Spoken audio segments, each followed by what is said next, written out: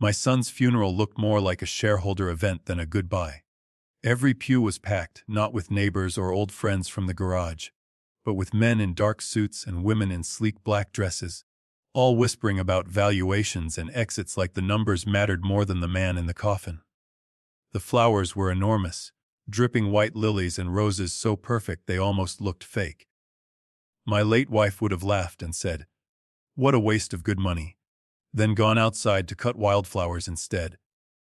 I sat in the front row because that's where they put the father, but I felt like a guest at someone else's show. My only child, David, lay 20 feet away in a polished wood box, 45 years old and gone in a heartbeat. They said it was a heart attack. 1 minute he was answering emails, the next he was slumped over his desk, phone buzzing in his hand. Amanda stood up to speak, black dress hugging a body you'd think belonged on a magazine cover, not in a church. Her hair was perfect, not a strand out of place. Even her grief looked rehearsed. David built something extraordinary. She began, voice clear through the microphone. From nothing, he created a company, an empire, that will provide for our children and our community for generations. She talked about what we built, and our brand, and the legacy of Harris-Tech. She thanked the investors for believing in their vision. She said the word empire twice, valuation once, and love only in passing. She never once said he used to fix cars with his old man in a cinder block garage. Never said he stayed up all night with me the year his mother died, holding my hand like I was the one who needed tucking in. She didn't mention that when the company was still just a laptop on our kitchen table, he'd promised, "One day, Dad, I'll make sure you never have to worry about bills again." She didn't mention me at all. After the service, while people drifted toward the catered reception, Amanda touched my arm with 2 fingers, like she was afraid of getting grace on herself. "We're heading over to Klein's office," she said softly. "Just to go over arrangements. You'll come." Arrangements. That was what they called my boy's life's work now. Klein's office sat 2 blocks from the church, in one of those glass buildings I never liked. His conference room table was longer than my first apartment. Amanda sat at the head with him, of course. 2 men from the board I barely knew took seats along the side. I ended up at the far end, hat in my hands. "I know this is a difficult day," Klein began, folding his manicured fingers. "I'll be brief.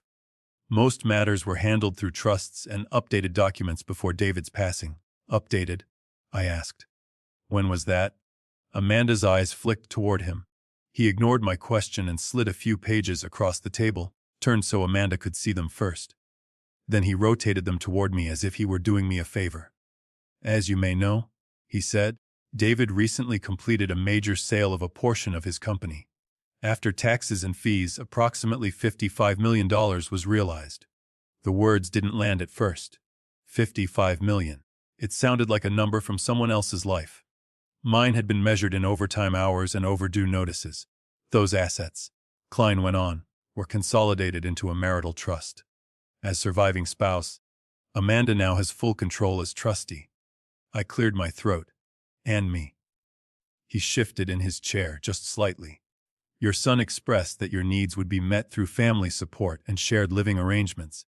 There is a modest annuity and a small life insurance policy naming you as contingent beneficiary, but due to recent restructuring, their disbursement may be delayed, possibly void." "Modest," I repeated. David had always said, "You'll be taken care of, Dad." I had pictured a small house in my name, maybe a monthly check so I wouldn't have to watch every grocery sale. I hadn't pictured being a footnote. "So I'm not in that trust?" I asked. Klein's smile didn't reach his eyes. "You are not a beneficiary of the marital structures, no." Amanda dabbed at the corner of her eye with a lace handkerchief. She still didn't look at me. When it was over, they shook my hand like we'd closed a business deal. Outside, the wind cut through my suit. David had bought it for me 2 years earlier. Insisted I needed something decent for formal events now that he was moving in those circles. I'd joked I'd only use it at weddings and funerals. I hadn't thought his would be one of them. The house sat at the top of the hill like it always had, white stone glowing in the late afternoon sun. For the last 3 years, since my heart scare, I had lived in the little in-law apartment over the garage. David had insisted, Your family, you live with us. No argument. I walked up the front steps, bone-tired, thinking only about getting out of those shoes. I slid my key into the lock. It didn't turn. I tried again, twisting harder. The metal slipped uselessly. The door opened a crack. Amanda's face appeared in the gap. "Oh," she said. Not are you all right?"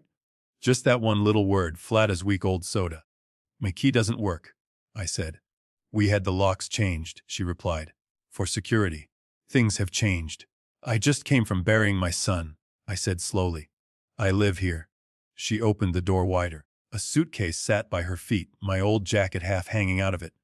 On top rested a thick manila folder. "With thought," she said, putting sugar into her voice. "After the funeral you'd understand it's time for you to be independent again. The kids need stability. I can't manage everything." She nudged the suitcase toward me with her foot. "These are your things. Legally, everything else belongs to the trust." Klein prepared an explanation. I didn't take the folder. "David wanted me here," I said. "He told me."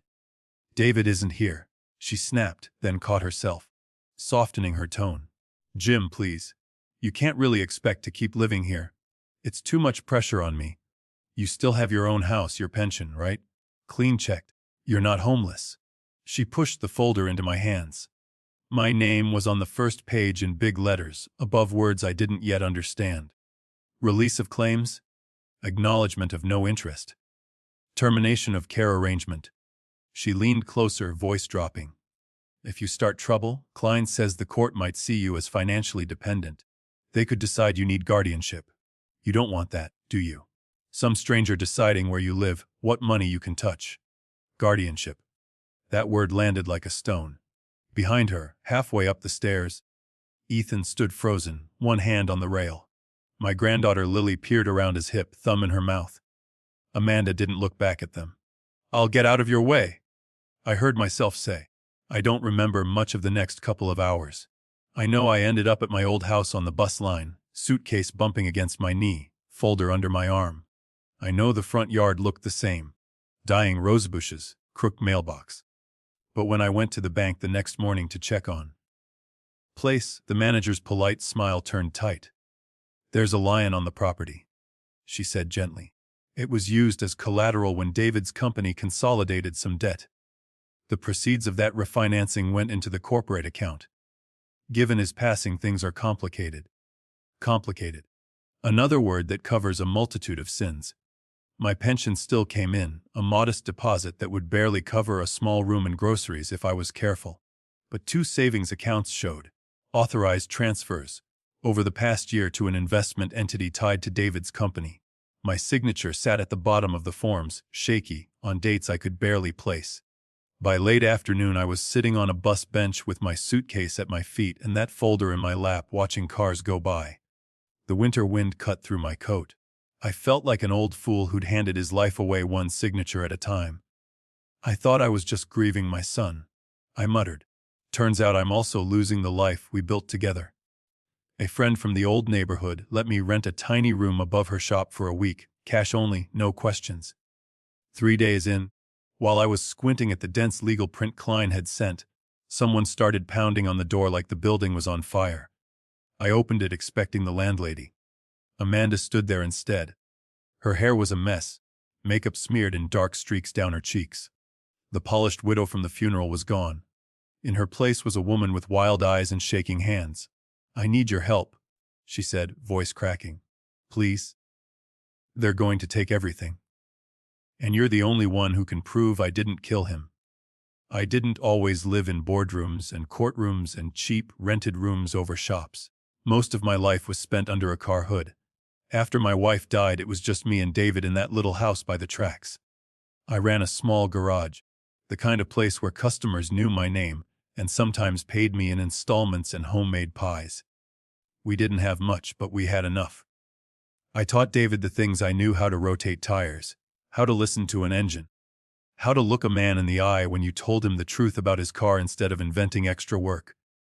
"Honesty's the only thing they can't repossess," I'd say, wiping my hands on a rag.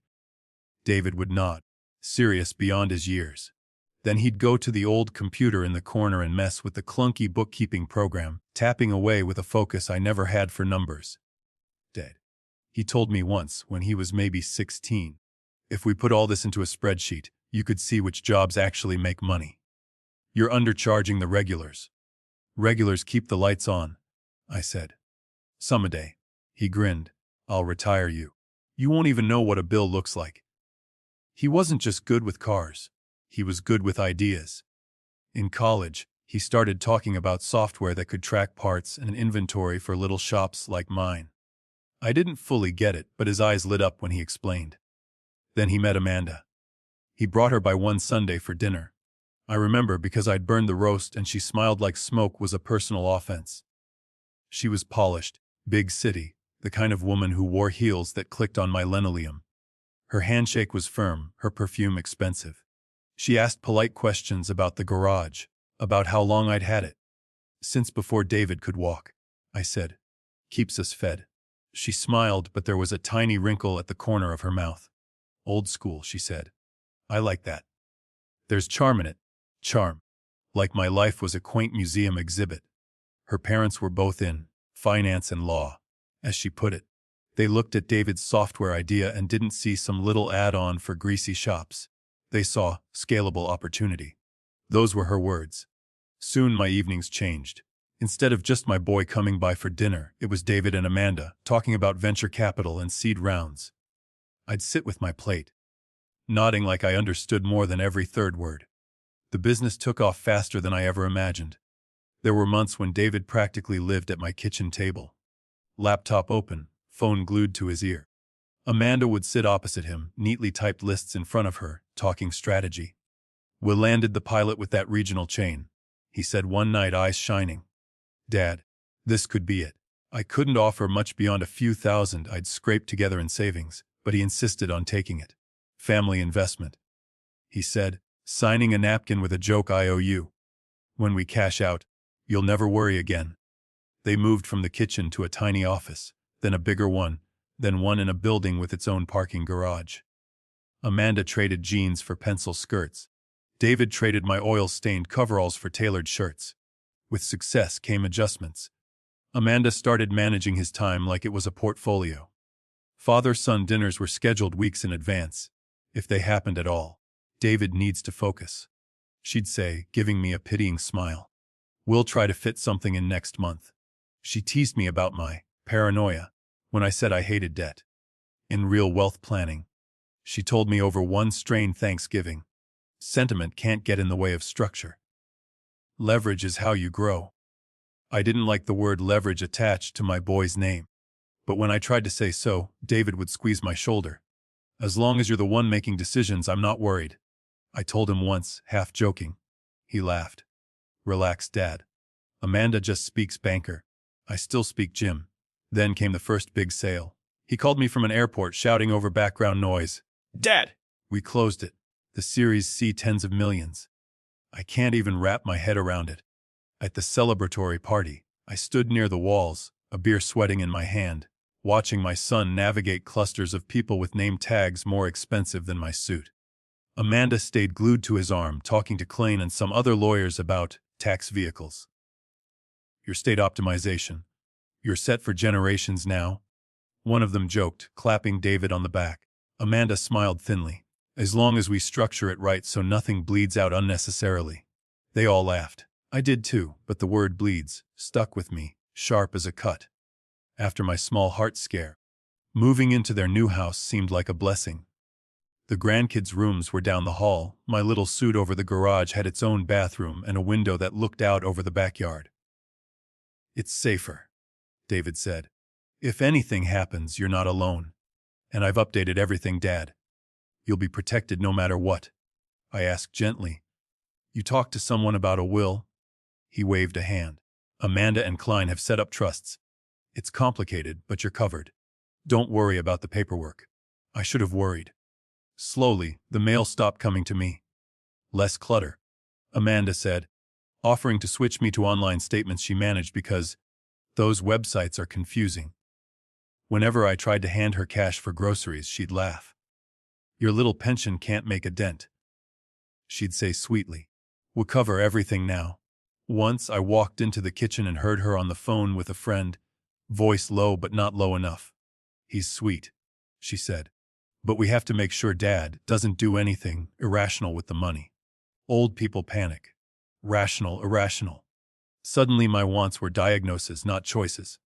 David would look uncomfortable when money came up, rubbing the back of his neck, but every time he deferred.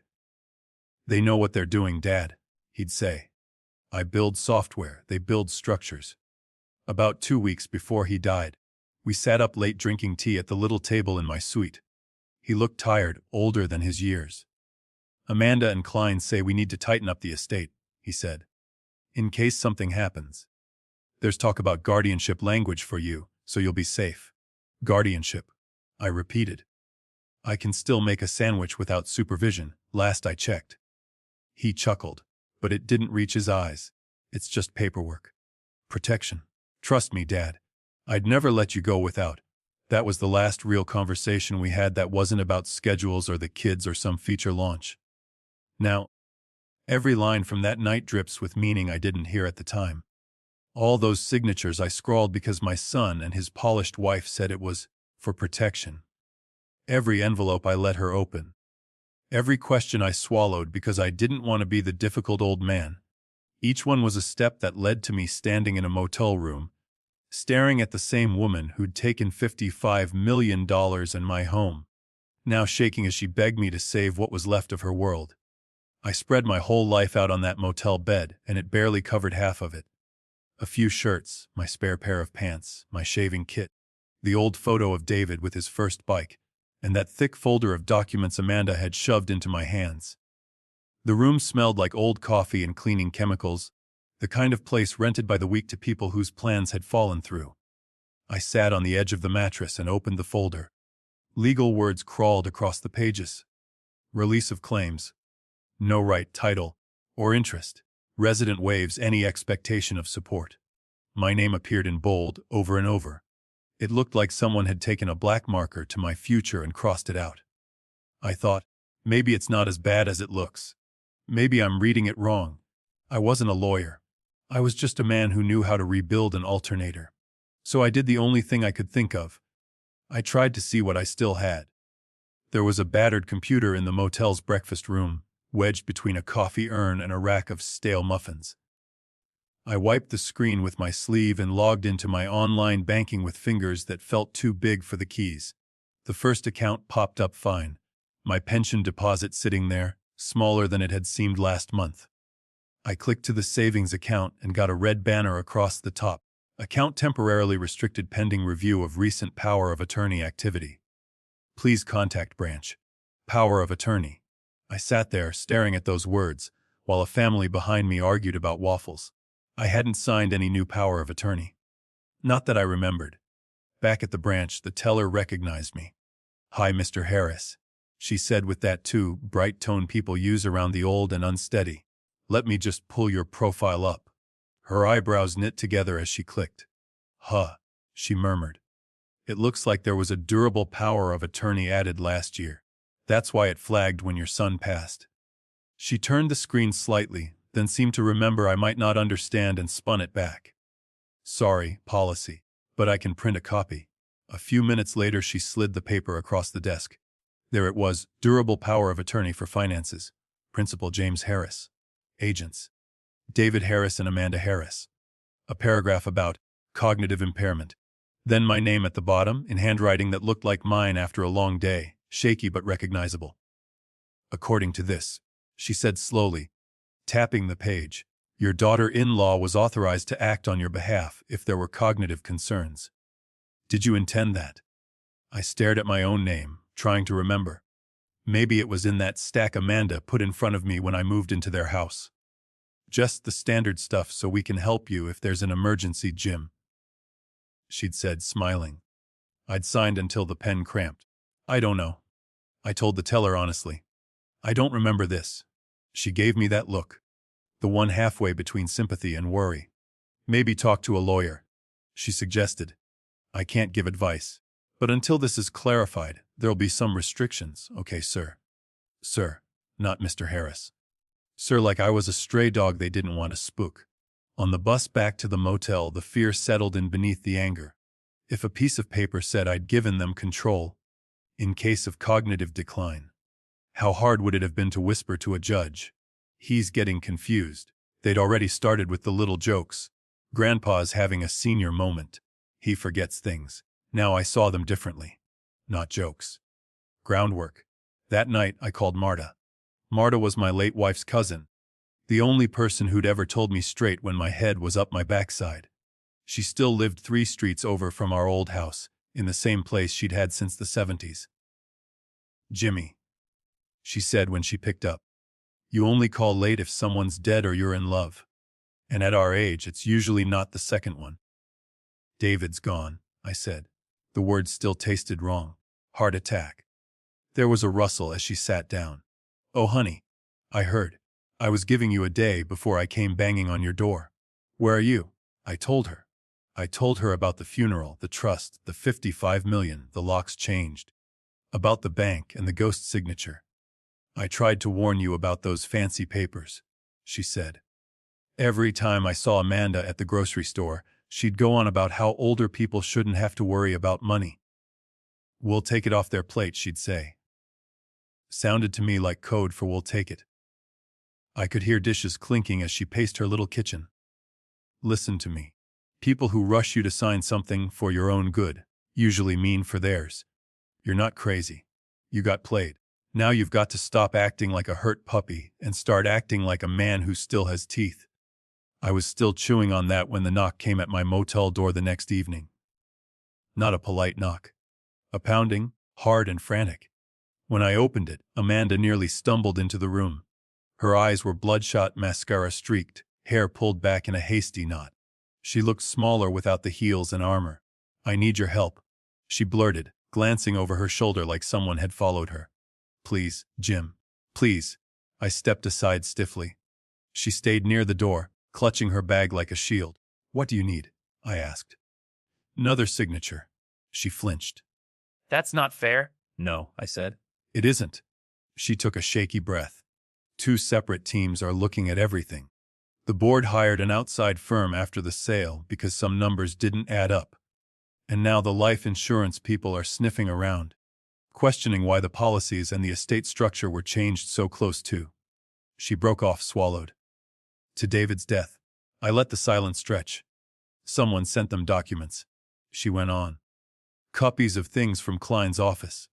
They're saying it looks like coercion, like I pushed David, like I boxed you out on purpose.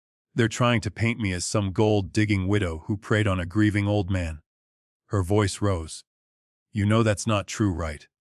I thought about the suitcase on the porch. The folder. The locks.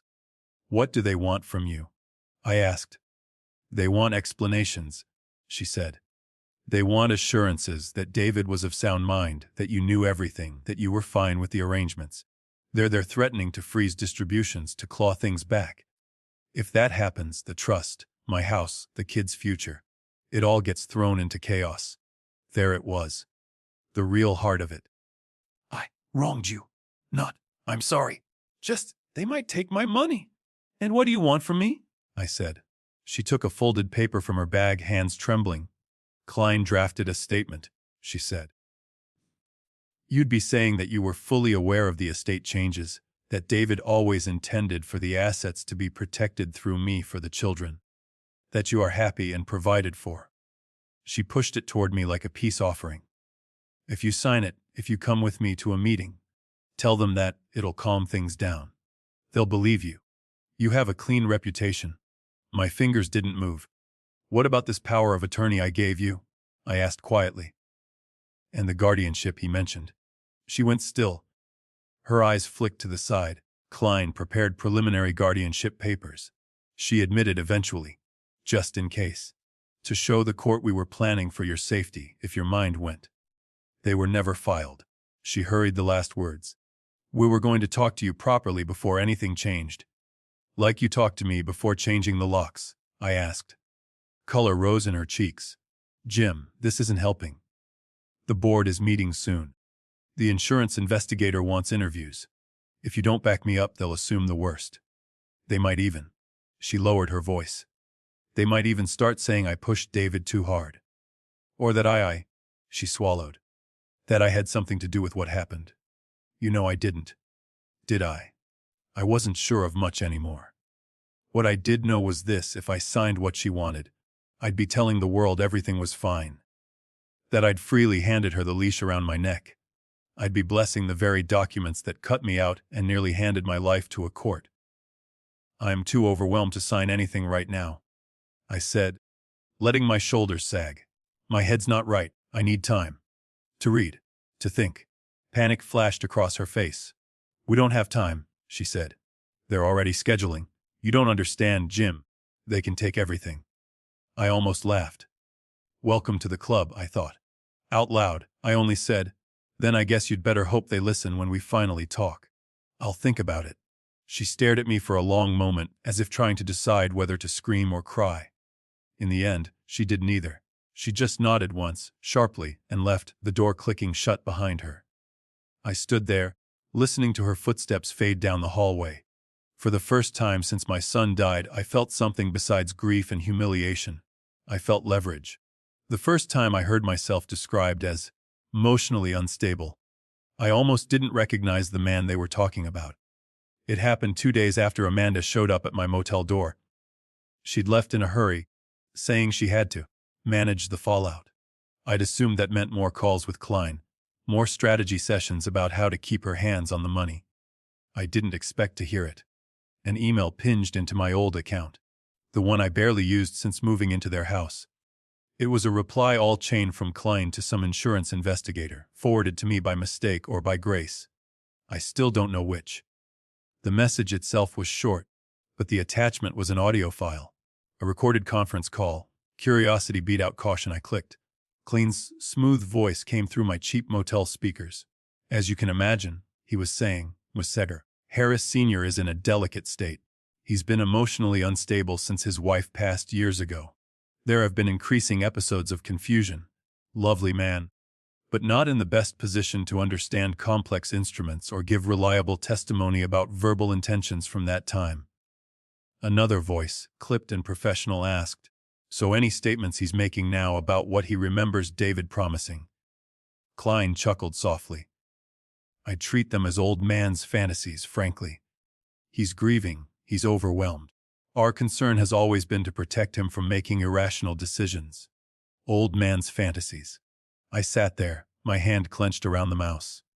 For a moment the room blurred. They weren't just cutting me out on paper. They were rewriting me as a character, the doddering father, confused, unstable, to be handled, not heard.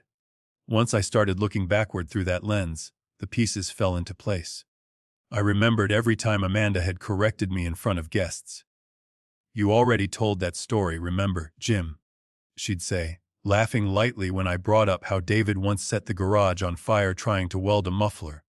The kids have heard it a million times. Senior moment. The dinner when I'd asked, why is there a loan company sending mail about my house? And she'd patted my hand. That's from months ago, she'd said. We handled it. Don't you remember? You get so mixed up with paperwork. Or the afternoon Lily had spilled juice on the couch. I'd snapped a little, more from worry about Amanda's reaction than the stain. And Amanda had knelt in front of them, sighing.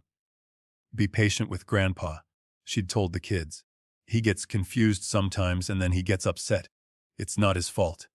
Every little joke, every eye roll when I asked to see a bill, every time David said, don't worry, Dad. You'll just stress yourself out. They'd all been bricks in the wall around my credibility. For the first time, I wondered, what if no one believed me? What if a judge saw Klein's letter, heard Amanda's stories, and thought, old man, declining, shouldn't be making decisions. They could tuck me into some care facility and visit once a month out of duty while they signed whatever they wanted on my behalf. The thought made my chest tighten more than any heart scare ever had. I called Marta again. They're saying I'm confused. Unstable. That my memories of what David said are fantasies. Of course they are, she snorted. To them. Because your version costs them money. Listen, Jimmy, you need 2 things right now. Proof your head still works and someone in a suit who's on your side, not theirs. My head feels like mush. I admitted. I mix up days. I forget where I put my glasses. That's just being 60-something. She cut in. Go to your doctor. Get a real test. Put it on paper. Then when they call you crazy, you can wave it in their face. So I made an appointment. Dr. Patel had been my GP for 20 years, the same man who'd nagged me to quit cigarettes and lose 10 pounds. He looked genuinely sad when I told him about David. I'm sorry, Jim, he said, hand on my shoulder. He was a good man. He was, I said. But I need to ask you for something that's going to sound odd. I told him about the power of attorney, the guardianship talk, the way Klein and Amanda had described me to the investigators. I want you to test me, I said. Memory, whatever you've got. And I want it written down. He frowned, then nodded slowly. We do basic cognitive screenings routinely, he said. Given your situation, I can run a more comprehensive one. Not because I think you're impaired, but because you need documentation. We spent an hour on questions, remembering lists, drawing clocks, following instructions. At the end, he set his pen down. Jim, he said, looking me in the eye, your memory is better than some 50-year-olds I see. You're grieving, you're under stress, but from a medical standpoint you are perfectly capable of managing your own affairs. Do you want this in writing? I want it framed, I said, trying to joke, though my throat was tight. He printed the report, signed it, handed me a copy. Keep this somewhere safe, he said. And if anyone tries to claim otherwise, have them call me. Paper in my pocket. I felt a little less like a man on shifting sand. Amanda texted that afternoon. We need to talk again. Neutral place.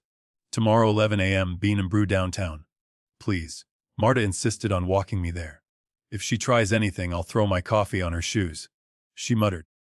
I told her to at least wait until after I recorded. Because that was the second thing she'd insisted on. You've got a smartphone, she had said. It's not just for pictures of the grandkids. I'll show you how to use the recorder. You hit this button before you start talking, slip it in your pocket, and try not to jostle it like a maraca. So when Amanda walked into the coffee shop, wrapped in a beige coat like armor, my phone was already running in my shirt pocket. Jim, she breathed, sliding into the chair opposite. Thank you for coming. She reached across the table, squeezing my hand. Her palm was damp. I hate fighting with you, she said. David would be so upset to see us like this. He always wanted us united. David wanted a lot of things, I said. Some of them don't seem to matter much now. She flinched, then regrouped. The situation is escalating, she said. The insurance investigator is combing through every detail. The board's outside firm wants to talk to you. If you say the wrong thing because you're upset, they might start digging into your finances too. They'll twist everything. It could hurt all of us. There it was. The threat tucked inside a warning. I don't have much for them to dig into, I said mildly. You and David saw to that. She ignored the jab. Look, she went on, lowering her voice. We had to show the bank and the lawyers that you needed help. Otherwise, they never would have let us manage things efficiently. You worry about every little bill, you stress yourself sick. Klein said we needed to show you were declining, just a bit, to protect the structure. It was for your own good. I let my eyes go vague, as if the words were drifting over me. Declining? I echoed. I guess I must have missed that part. She leaned in. We couldn't tell you everything, you'd only worry, she said. This is why we need your signature now. I can give you a lump sum, okay? A comfortable amount, no strings. You sign the statement, back me up with the investigators, and I'll wire you, say, $200,000. That's more than you could have saved in 10 lifetimes at the garage. You can get a condo, travel, whatever, and we all move on. Hush money. My stomach turned. I let my hand tremble slightly. 200,000, I repeated. That's very generous. Her shoulders relaxed a hair. She thought the hook was in. Jim, she said softly, you know I've always taken care of you. Don't let outsiders drive a wedge between us. Don't let your grief make you vindictive. Sign the statement. Say you were always comfortable with the plan. David trusted me. You should too. I blinked slowly, pretending to process. Could you explain it all again? I asked. I get mixed up, you know. When did you and Klein decide I was declining? Her eyes flicked to the window. We should have done formal guardianship months ago, she muttered. Then none of this would be questioned. My phone captured every word. After she left, I sat there another 10 minutes, heart pounding, letting the recorder run until the clatter of cups and hiss of the espresso machine were the only sounds. Back at Marta's, we plugged the phone into her nephew's old laptop. Even through the tinny speakers, Amanda's voice was clear. We had to show the bank you needed help. Klein said we needed to show you were declining. We couldn't tell you everything. You'd only worry. Marta shook her head hard enough to rattle her earrings. Textbook, she said. They make you look weak, then sign everything for your own good. Jimmy, you need a real lawyer, not Klein. Klein works for the money, not for you. Where am I supposed to find one of those? I asked. I don't exactly have retainers lying around. She picked up her phone. Remember my friend Carla? Her niece Elena's an attorney. Spends her life suing nursing homes and kids who rob their parents. She owes me a favor. I'll call. 2 hours later, I was on the phone with a calm voice that didn't rush me. Mr. Harris, she said after I finished stumbling through the story. What you're describing is textbook financial exploitation. Especially with that power of attorney and the talk of guardianship. Do not sign anything else. Not a statement, not a napkin, nothing. Bring me every document you have and that recording. We'll set a time to meet. I hung up, my hands still shaking. But this time it wasn't just fear coursing through me. It was something else. Thin, unfamiliar, but growing. They'd spent years rehearsing their version of me, the confused, sentimental old man who could be nudged aside with a smile and a pen. It was time I introduced them to the real one. Elena's office wasn't the kind of place you see on television. No glass walls, no receptionists with headsets. It was on the second floor above a laundromat, the hallway smelling of detergent and old carpet. Her door had a peeling gold sticker that just said, Law Office, E. Rivera. Inside, the space was small and cluttered. Stacks of files leaned against the walls. The desk had 3 different mugs on it, all with half-erased slogans. There were diplomas, sure, but what caught my eye were the photos of Elena standing beside older couples on courthouse steps, all of them smiling like they'd just gotten their lives back. She stood when I walked in. Shorter than I expected, with dark hair pulled back and eyes that missed nothing. Mr. Harris, she said, offering her hand. I'm Elena. I'm sorry we're meeting under these circumstances. Her handshake was firm, not the gentle squeeze people give when they're afraid you'll break. I liked her a little right away for that. We sat down, and I started talking. I told her about the garage, about David, about Amanda. About the $55 million, the trust, the locks changed, the motel. I laid the bank papers on her desk, the power of attorney, the refinance. The guardianship draft Marta had helped me dig up from the folder. I played her the coffee shop recording from my phone. While Amanda's voice spilled out, we had to show the bank you needed help. We needed to show you were declining. Elena's face stayed very still, only the slightest tightening around her mouth. When the recording ended, she didn't speak for a full 10 seconds. She just tapped a pen against the POA copy, eyes scanning. Okay, she said finally. Here's what I'm seeing. She picked up one document. This durable power of attorney. It gives your son and daughter-in-law broad control over your finances if you're deemed cognitively impaired. It was notarized without any notation that you had independent counsel. That's a red flag. Another paper. This refinance on your house. You're listed as co-borrower, but the proceeds went directly into an account in your son's company's name. No clear benefit to you. That's another red flag. As she held up the guardianship draft, the one Klein had started. And this. They were planning to have a court declare you legally vulnerable and make Amanda your guardian. Once that's in place, you don't sign anything. She does. For you? I swallowed. Hearing it laid out like that made the room tilt a little. So what does that make it? I asked. Just bad morals. Or something else? She met my eyes. Words like evil and cruel are for families and preachers, she said. In my world, we use phrases like undue influence and elder financial exploitation. When someone in a position of trust, child, caregiver, spouse, uses that trust to strip an older person of assets or autonomy, the law takes an interest. Especially when there are millions involved. Can it be undone? I ask. Or is it all just too late? That depends, she said. These instruments aren't magic. If we can show they were obtained through misrepresentation, pressure, or while you or David were not fully informed or competent, a court can set them aside. We can also seek a constructive trust. That sounds expensive, I muttered. It means, she explained, we ask the court to treat some of the assets in Amanda's control as if she's just holding them for you, because they came from abusing your trust. Basically, we say, some of that $55 million should be earmarked for your support because you were used to build it. I let that sink in. Not a lottery. Not revenge. Just fairness. And those investigations, I asked. The board, the insurance people. They're a gift, she said simply. They're already digging for their own reasons. If we cooperate, share what we have, their findings can bolster your case. And vice versa. If they sniff out fraud or misrepresentation, there may even be criminal referrals. But our main lane is civil, protecting you. She leaned back. We'll need more than your word and one recording. We need the digital trail. Board minutes. Policy changes. Anything that shows a pattern of Amanda and Klein closing ranks and cutting you out. I thought of Ethan then. My grandson stuck in that big house between grief and tension. My grandson's good with computers, I said slowly. He lived this from the inside. I don't want to drag him in if it'll hurt him, but… Elena's expression softened. We don't put pressure on kids, she said. But if he's over 18 and wants to help, his perspective could be invaluable. That night, I texted Ethan from Marta's sofa. Hey, it's Grandpa. Can we talk somewhere private? He replied almost instantly. Yeah, I've been wanting to.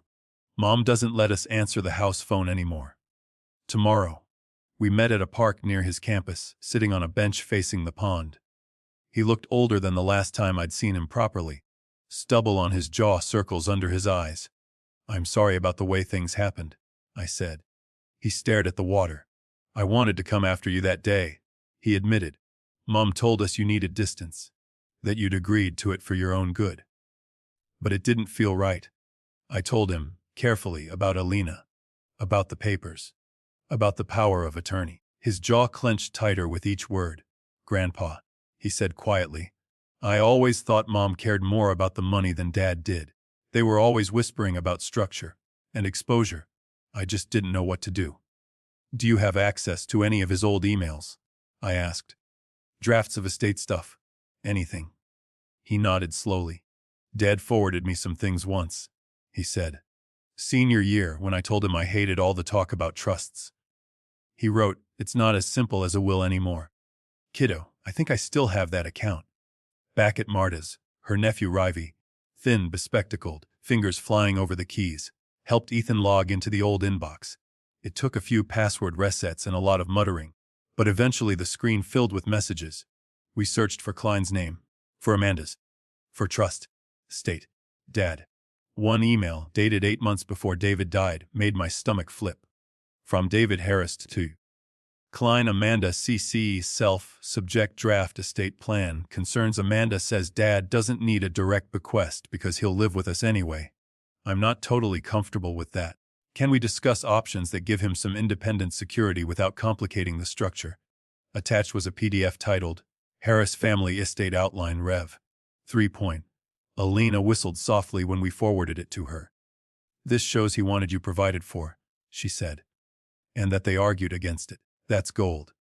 Through one of her contacts, a junior at David's company who was sick of the gossip. Elena also obtained leaked board minutes. In them, Amanda was quoted urging a swift sale to secure liquidity before any health deterioration of key stakeholders or elder obligations complicate matters. Elder obligations. I repeated. That's me. Seems so, Elena said. Insurance documents told another story. David had upped his coverage and changed the beneficiary from himself and the kids jointly to the marital trust alone, 2 months before his death. The forms were drafted by Klein's firm. There was no mention anywhere of independent advice. Then Ethan, scrolling through his phone, froze. I have something else, he said. I never deleted this. He hit play on a saved voicemail. David's voice filled the small room, slightly fuzzy but unmistakable. Hey, champ, he said, sounding tired. Sorry I missed you. It's late and I'm rambling. But if anything ever happens to me, make sure Grandpa's okay. All right? Don't let them lock him in a home just to make spreadsheets look neat. Love you. My throat closed up. I had to turn away for a second. He was worried. I managed. He just didn't stop them. Alina let the silence settle, then cleared her throat. Here's where we go from here, she said. You do not confront Amanda. Let her think you're still considering her statement. We quietly share this material with the board's investigators and with the insurance team. We prepare to file a petition challenging that power of attorney, the refinance, and possibly the trust, on grounds of undue influence and elder exploitation. And we ask the court to impose a constructive trust on part of the assets. So you're saying some of that $55 million could be unhooked? I asked. I'm saying a judge could decide that it's only fair some of it supports the man whose house and name helped build it. She replied. And that David's true intentions toward you were overridden. She shuffled through the papers again, then frowned, tapping a date. She said, this amendment to the estate plan, where most of the direct bequests are removed and everything flows into the marital trust.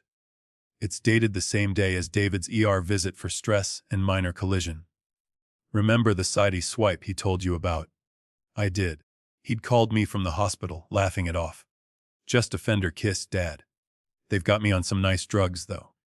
Alina pulled up a screen on her laptop. I requested preliminary hospital records, she said. On that date, he was given strong painkillers and a sedative. According to this, he was in the observation unit until late afternoon. Yet the amendment shows as executed that evening. Are you telling me, she went on, eyes narrowing, that a man fresh out of the ER, medicated to the gills, met with Klein and signed away his father's independent security with no separate lawyer present? The room felt suddenly smaller. Could he even understand what he was signing? I whispered. That's the question, Alina said. And it's a question judges, regulators, and maybe even prosecutors will be very interested in. I looked at the stack of papers, at David's scanned signature, shaky and slanting more than usual. All this time I'd been angry at him for letting Amanda box me out. Now another possibility opened up, worse in a different way. Maybe he hadn't truly agreed. I don't just want to check anymore, I said softly. I want the truth about what they did to my boy. To both of us. Alina nodded. Then we keep digging, she said. And we make sure this time, the story they tell about you and David isn't the only one in the room. Alina cleared a space on her cluttered desk, pushing a stack of files aside to reveal a whiteboard no bigger than a serving tray. She uncapped a marker like a general taking out a battle map. Let's lay this out, she said. Who wants what and what we have? She wrote A in big letters at the top, then drew 3 arrows. Kanarol Ephraidom. She wants control of the money, Alina said, tapping Soantarol. She wants to keep her reputation as the grieving, competent widow. And she wants freedom from regulators' lawsuits and possibly handcuffs. Under that, she wrote OURS and listed recordings, emails, hospital timeline, cognitive report. You have one precious asset they don't, she said, turning to me. Credibility. You've never benefited from this scheme. Every mistake you made was trusting your son and his wife, not chasing cash. Ethan sat beside me, hunched forward, eyes on the board. Ravi leaned against the filing cabinet, arms folded. So what do we do? Ethan asked. 3 tracks, Alina said, drawing 3 numbered lines. 1, we cooperate fully with the board's investigators and the insurance company. 2, we prepare a civil case for elder abuse and undue influence. 3, we use Amanda's desperation to get more of her own words and actions on record. She looked at me. That means you still talk to her. You let her think you're wavering. I didn't like the sound of that, but I nodded. We'll start with a stalling tactic, she went on. You tell her you want to help but your memory's fuzzy. Ask for Klein's summary of the estate plan to refresh your recollection. Ask gentle, leading questions. Make her comfortable enough to admit what we already know. That they structured everything to run through her for efficiency and left you out on purpose. Won't she get suspicious if I suddenly start asking details? I said. You've been playing the confused old man for months, Alina said dryly. Use it. Repeat things. Ask her to explain twice.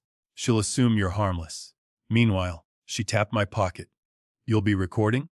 Just like at the coffee shop. Same laws apply. You're part of the conversation. You can document it. Ethan shifted. What if she catches on? He asked. What if Mom realizes he's not on her side anymore? She already wonders that, Alina said. But she doesn't have better options. She needs his clean name, and she knows it. She turned back to the board, circling my name. We also build our defensive wall. First layer is medical. She held up my cognitive report. This says, in doctor speak, that you are capable of managing your own affairs. We add a second opinion if needed. We staple that to every letter I send. Second layer is financial, she continued. We create a timeline of every suspicious transaction: refinance, POA, trust amendments, insurance changes. We annotate it with your recollection and David's emails showing he was uneasy. Then we add the hospital records and highlight the fact that he was medicated when he signed major changes. She slid a manila folder across the desk. This becomes our packet. If Amanda or Klein tries to smear you, claims you're confused, vindictive, whatever, we send this packet to every investigator involved. We don't wait for them to find it piece by piece. The thought of all those people reading about my brain and my bank accounts made my skin crawl, but it beat them reading Klein's version alone. And the kids? I asked quietly.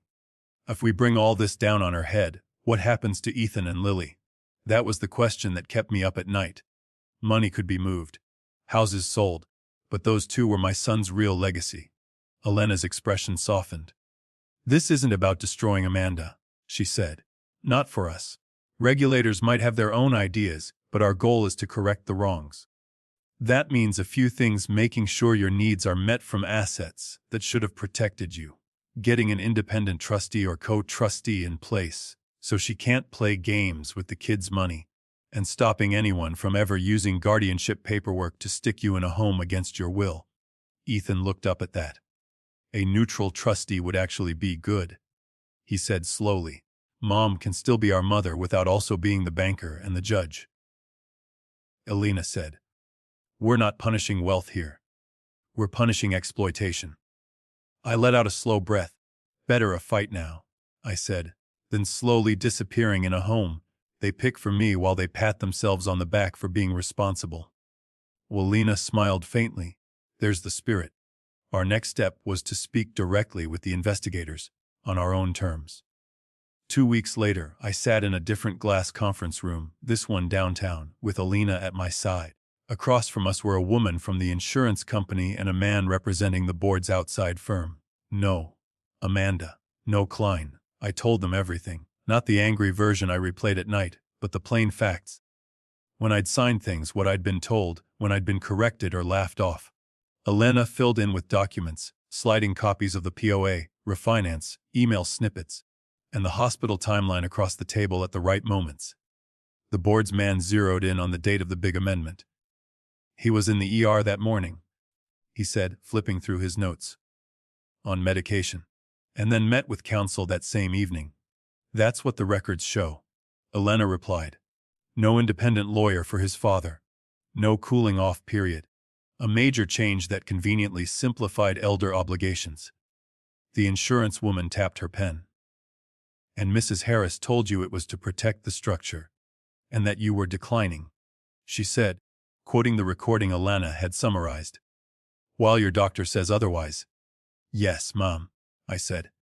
I thought they were taking care of me. Turns out they were taking care of themselves. When we left, they both shook my hand. Thank you for your cooperation, Mr. Harris, the woman said. This helps us a great deal. Back at Marta's that night, my phone buzzed with a new message. From Amanda. We need to show a united front.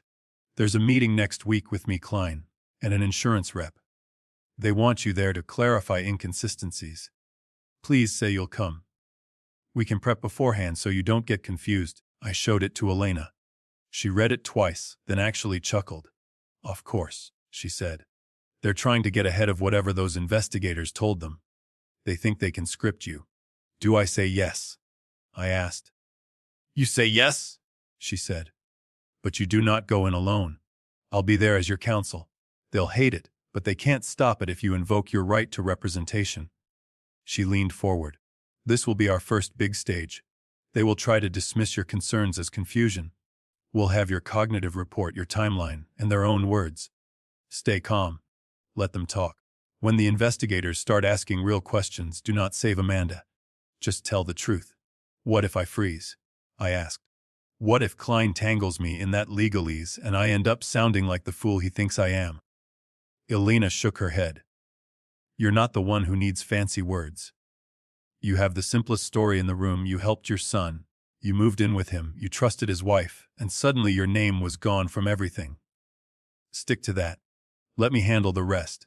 Ethan walked me to the door when I left her office. Whatever happens in there, he said, I'm with you. Dad would want someone to stand up. I put a hand on his shoulder. Then we stand, I said. The night before the meeting, I laid out my only good suit on the motel bed. The same one I'd worn to David's funeral. I checked that my phone recorder worked. Not because we'd necessarily need it in a room full of lawyers and investigators, but because it made me feel less naked. They had treated me like a pawn in their estate plan. Something to be moved, sacrificed, written off. As I buttoned my shirt the next morning and looked at my lined face in the cracked motel mirror, I decided pawns could do something they hadn't counted on. Pawns could cry checkmate. I picked up my jacket, feeling the weight of the papers in the inside pocket and the steadier weight of Alina waiting downstairs. The text from Amanda blinked on my phone one more time. Don't be late. This is important.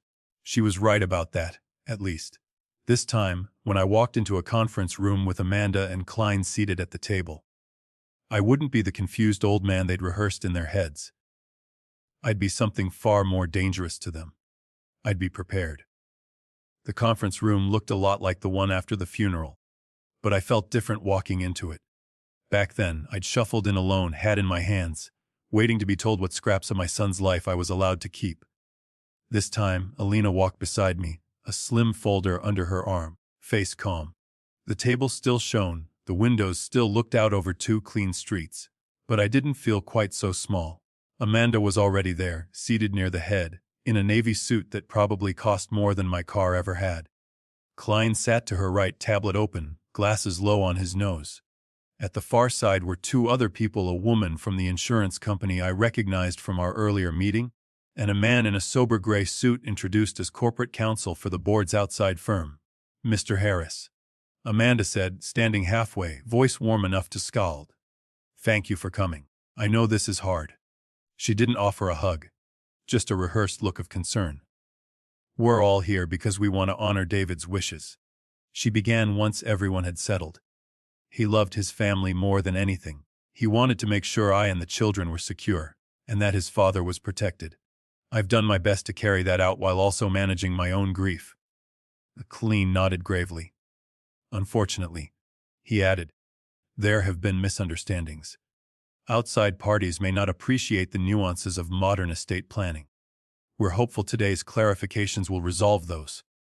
He didn't look at me when he said, misunderstandings. He didn't have to. The insurance woman folded her hands. We appreciate everyone's time, she said. Our goal is to understand intent and process. Mr. Harris Sr., we're particularly interested in making sure your perspective is heard. That was new. I cleared my throat. Well, I said, letting a little wobble into my voice. I'm just trying to remember how it all was set up. Things get fuzzy. Amanda jumped in.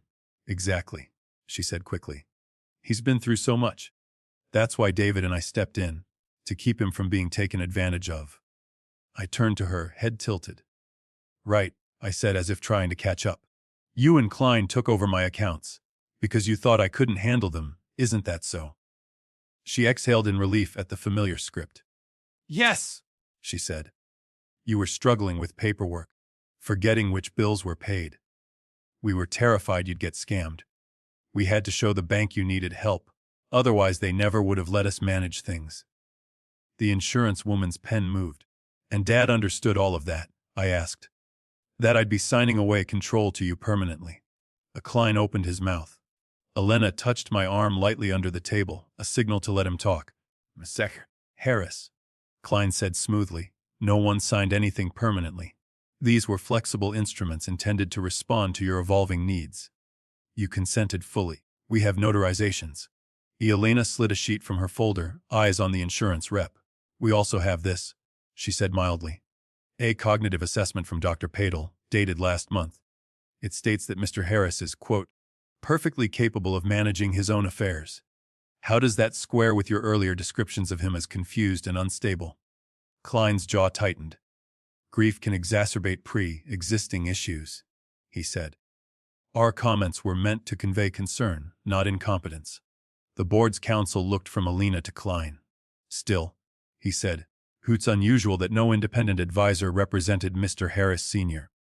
Given his age and stake in the business, especially when significant assets like his home were involved. Amanda's fingers curled on the table. We couldn't risk him changing things on a whim, she burst out. David agreed it was cleaner this way. The money had to be locked down. If it started getting shared around, there'd be nothing left to manage. Klein said the structure only works if everything flows through me. The room went very quiet. Cleaner for who? I asked softly. Amanda glanced at me as if she'd forgotten I could speak. For the family, she said. For the kids. For the trustees. Elena murmured. The insurance rep circled something on her pad. So there was a deliberate decision to avoid any direct provision for Mr. Harris Sr., she asked. Despite his earlier investment in the company and David's statements that he'd take care of his father. Amanda shifted. We intended his care to be through housing and support, she said. He was living with us. David felt that was sufficient. David also wrote that he was not totally comfortable with you insisting his father didn't need independent security. Elena said, tapping the printout of the email we'd found. You received this, Mr. Klein. Did you discuss alternative options with him? Klein's eyes flashed. Estate planning always involves compromise, he said. We advised the most tax-efficient route. And David understood these changes clearly when he signed. Elena asked, tone almost casual. Of course he did. Klein snapped. He was of sound mind. Any suggestion otherwise is absurd. Elena let that hang for a heartbeat, then slid another document forward. This is the hospital record from the day he signed the major amendment funneling everything into the marital trust, she said. According to this, he was administered opioids and a sedative for pain after a car incident. He remained under observation until late afternoon. The amendment shows as executed that evening in your office. She looked up, eyes like ice. Are you saying that a man who had just left the ER, medicated, without his own separate counsel, met you that same day to execute complex estate instruments eliminating his father's direct share? The corporate counsel leaned forward now, interest sharpened. That's concerning, he said. Klein's practiced mask slipped. He insisted on moving forward, he said quickly. He was lucid. Amanda stared at him. He signed that the day of the accident, she whispered. You said it was weeks later. He didn't answer her. Elena didn't pull out my phone, but she might as well have. We also have Mr. Harris's daughter-in-law on record, she said, turning to the investigators, stating that they needed to show the bank and others that Mr. Harris Sr. was declining in order to gain control of his accounts. She says, quote, we couldn't tell him everything. He'd only worry. She characterizes the guardianship language as something they should have done months ago, so none of this would be questioned. The insurance woman's eyebrows shot up. Is that accurate, Mrs. Harris? She asked. Amanda flushed. That was taken out of context, she said. I was upset. We were trying to protect him by exaggerating impairment that his doctor says doesn't exist. Elena asked. The board's counsel closed his notebook. Mr. Harris Sr., he said, looking at me, thank you for clarifying these events. Your cooperation is appreciated. Frankly, this aligns with some concerns we already had. Amanda turned to him, panic in her voice. You can't seriously be taking his side over ours, she said. He's always been emotional, David said. David isn't here, I said quietly. I am. The insurance rep straightened. Here's where we are, she said. Given the inconsistencies in documentation, the timing of amendments, and the questions about capacity and independent representation, we will be suspending full discretionary control of the marital trust pending further review. Distributions will be limited and monitored. Klein opened his mouth, but she held up a hand. Additionally, certain matters will be referred to our internal fraud unit and, if warranted, to regulators. We strongly advise you, Mrs. Harris, to obtain independent criminal counsel. Mr. Klein, there may be bar implications regarding your dual representation. The color drained from Amanda's face, leaving 2 bright spots on her cheeks. You can't do this, she whispered. This is my life. My children's life. Your children's welfare is precisely why we're taking this seriously, the corporate counsel said. Structures built on questionable practices don't protect families. They endanger them. Alana gathered her papers with unhurried movements. Klein looked for once like a man who'd miscalculated. He shuffled his tablet, eyes darting, words failing him. As we stood to leave, Amanda reached for my arm. Her fingers dug into my sleeve. You have no idea what you've started. She hissed under her breath. They'll tear everything apart. We could have handled this quietly. I looked at the woman who'd once handed me a suitcase on my own doorstep. Yes, I said, not bothering to whisper. I do know. It's called the truth. Elena opened the door, and I stepped out into the hallway beside her, my heart hammering, knees not entirely steady. For a moment I had to close my eyes. This wasn't victory, not yet. There were still courtrooms ahead and paperwork, and long nights wondering how it might have gone if David had lived long enough to see what his plans had done. But for the first time since I'd stood in a fancy office and been told a $55 million trust had no place for me, the balance in the room had shifted. They weren't just listening to Klein's story anymore. They'd heard mine. The wheels of justice don't turn fast, but when they finally started grinding in our direction, you could almost hear it. A few months after that boardroom showdown, Alina called me into her office. This time she was smiling before I even sat down. We've got findings, she said, tapping a thick envelope. Both corporate and insurance. She read out the highlights, translating the legalese into human. The board's outside firm found significant irregularities in the timing and structure of the estate changes, she said. They concluded Amanda, acting as de facto advisor to David, breached her duty by prioritizing her own control and minimizing your interests without proper disclosure. In English? I asked. In English, she said. They don't trust her anymore. She's off any advisory role, off the board, cut out from decision-making at the company. Her influence there is over. She opened the second letter. The insurance side is even more interesting. They're delaying the full payout, and they've restructured what they will release. A portion is going into an independent trust managed by a neutral fiduciary, earmarked specifically for the children and for your support. They also flagged Klein's conduct to their legal department and to regulators. She handed me a photocopied line. I read it slowly. We find substantial evidence of undue influence in the structuring of Mr. Harris Sir's affairs. Undue influence, I repeated. That's me. That's them admitting what you've been saying, Elena replied. You weren't confused. You were targeted. Then our own case moved. Elena had filed a civil suit months earlier, Harris v. Harris and Klein, elder abuse, undue influence, breach of fiduciary duty. The words had looked ridiculous together, like my little name didn't belong in that big alphabet soup.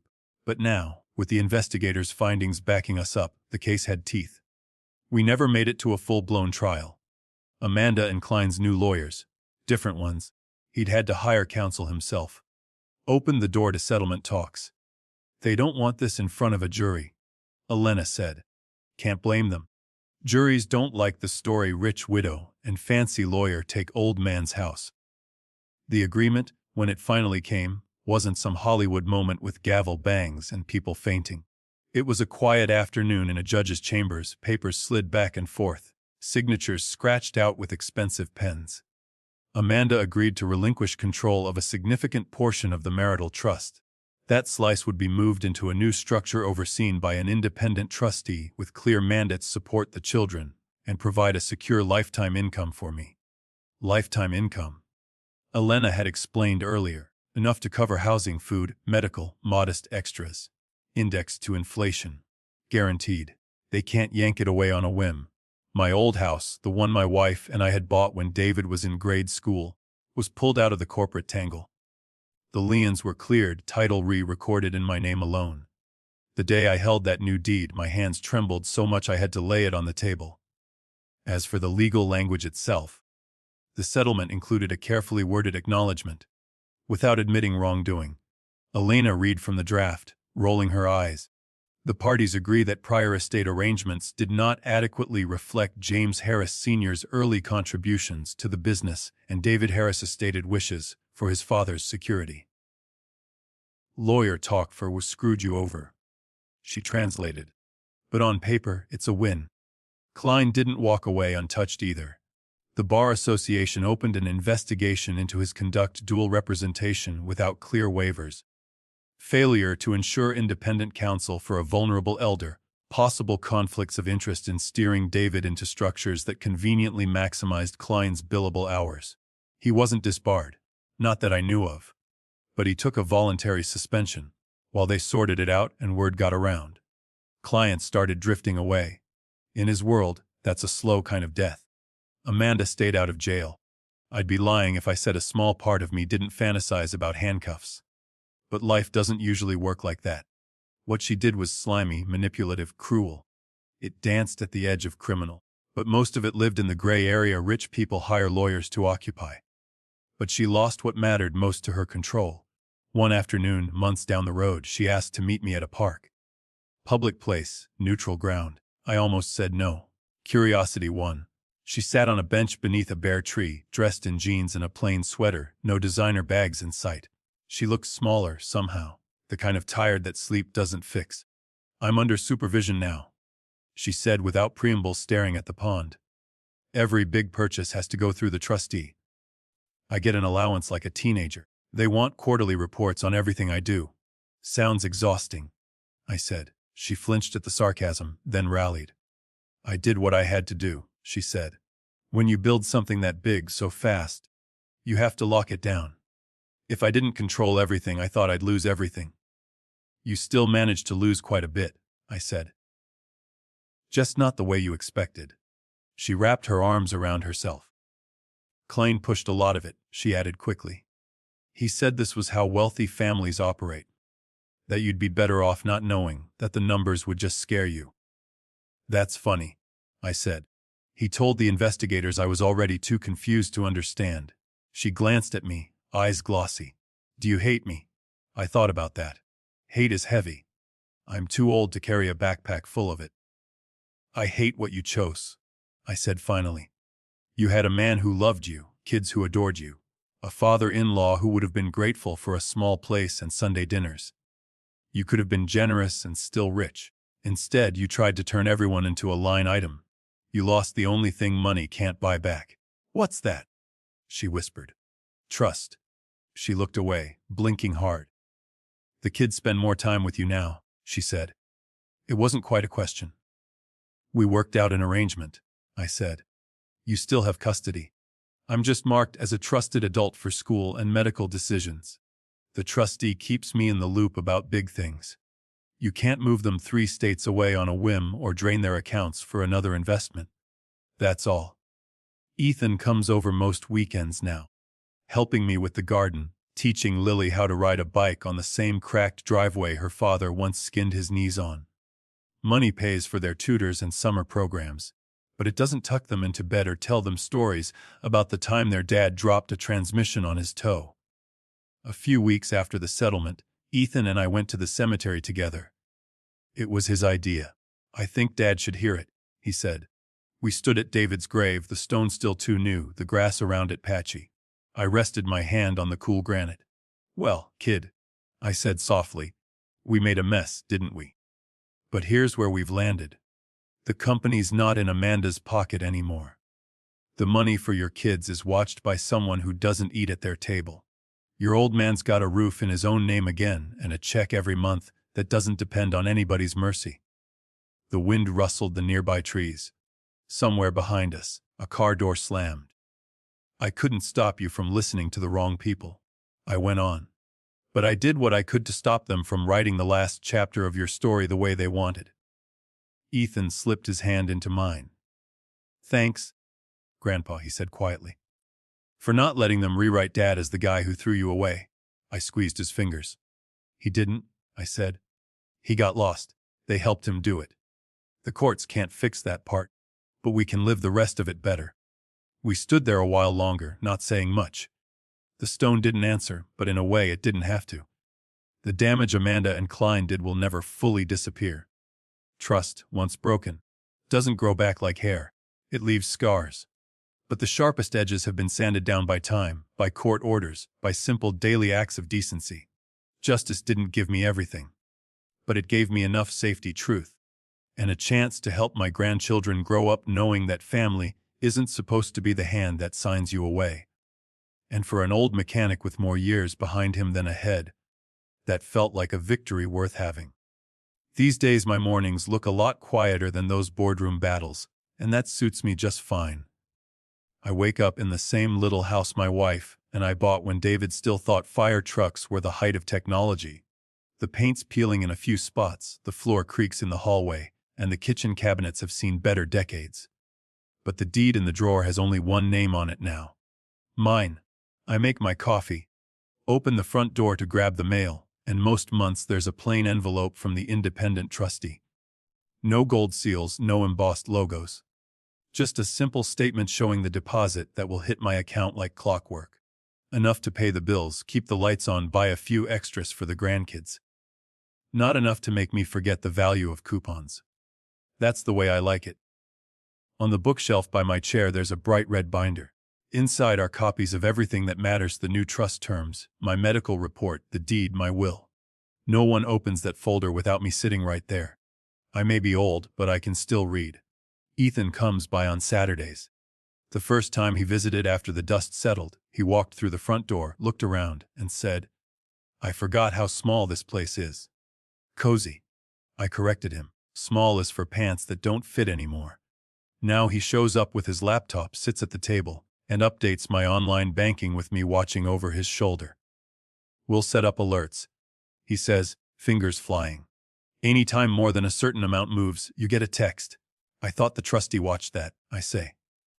"He does," Ethan replies. "But so do you. 2 sets of eyes are better than 1. Lily is more interested in the kitchen than the computer. She stands on a chair beside me, apron hanging off her shoulders, hands buried in cookie dough. "What was Dad like when he was my age?" she asks, flour on her nose.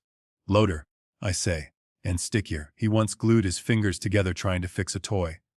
We had to soak him in the sink." She giggles, and for a moment the ache in my chest loosens. I don't just teach them how to measure sugar or change a tire, though.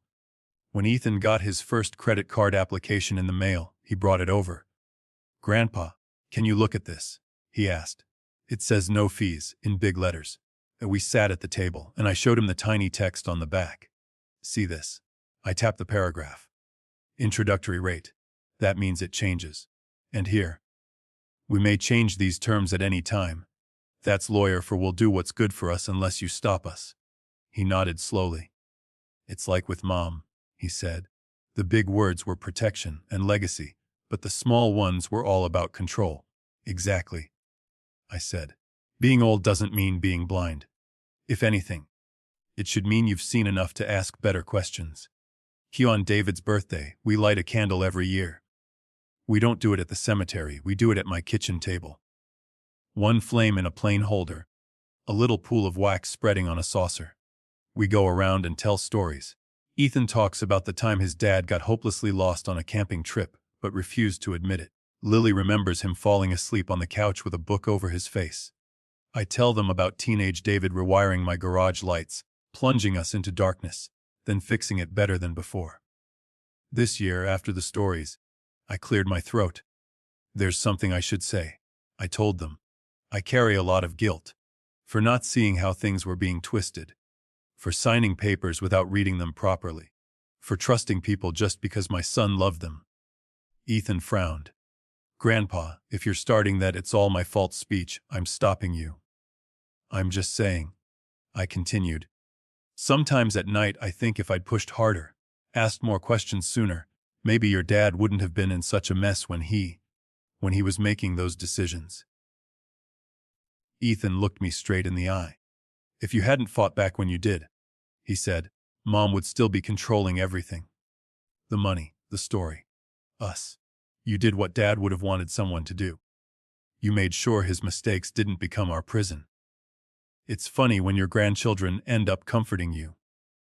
The roles flip whether you're ready or not. Looking back, here's what I've learned the hard way. Greed doesn't usually walk in the door calling itself greed.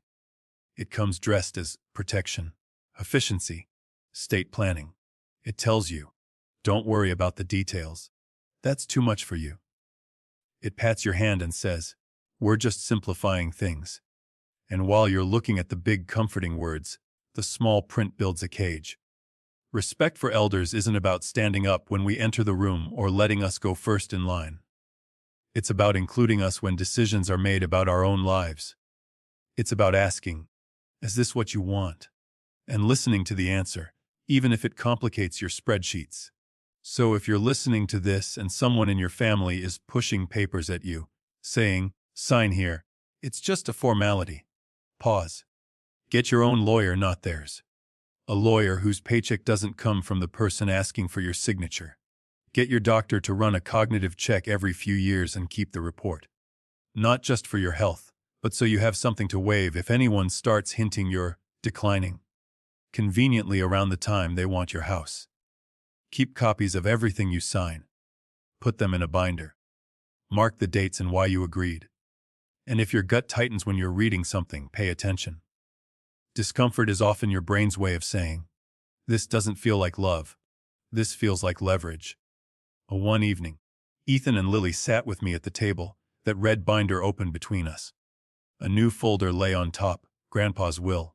I thought wills were supposed to be secrets. Lily said, secrets are how we got into this mess.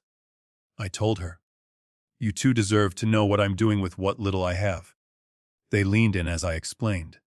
The house would go to the two of them equally, overseen by the same neutral trustee who watched their father's trust, not by any future spouse or in-law either of them might pick one day. The monthly income would stop when I did, nothing fancy left over, but no surprises either. The real legacy, I said, tapping the binder, isn't the money. It's knowing how not to be stolen from. It's knowing you're allowed to ask, where is this going? Who does this really benefit? And walk away if you don't like the answers.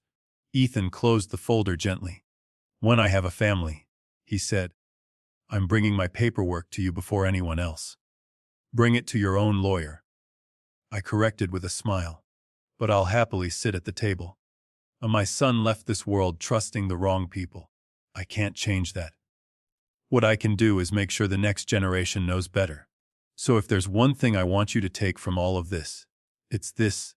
If someone calls you crazy or confused every time you ask where the money is going, maybe they're afraid of what you'll find. You're never too old to ask questions. And you're never too small to stand up when someone richer or more educated decides you're just a line item in their plan.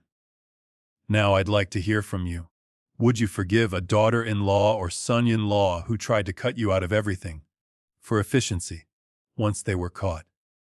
Or is that a line you think can't be uncrossed? And have you ever been pressured to sign financial or legal papers by family who said, don't worry, it's just a formality? How did you handle it? Did you go along or did you push back? Tell your stories in the comments. Share where you're listening from. You never know who might read what you write and realize they're not alone, or catch a red flag in their own life before it's too late. If this story hit a nerve, if it reminded you of something you've lived through, or fear you might, don't forget to like the video so more folks your age will see it. Subscribe to hear more stories like this. Stories about dads and moms and grandparents who refuse to be erased. Maybe the next one will give you exactly the words you need when someone slides a pen across the table and says, just sign here. Thanks for staying with me all the way to the end.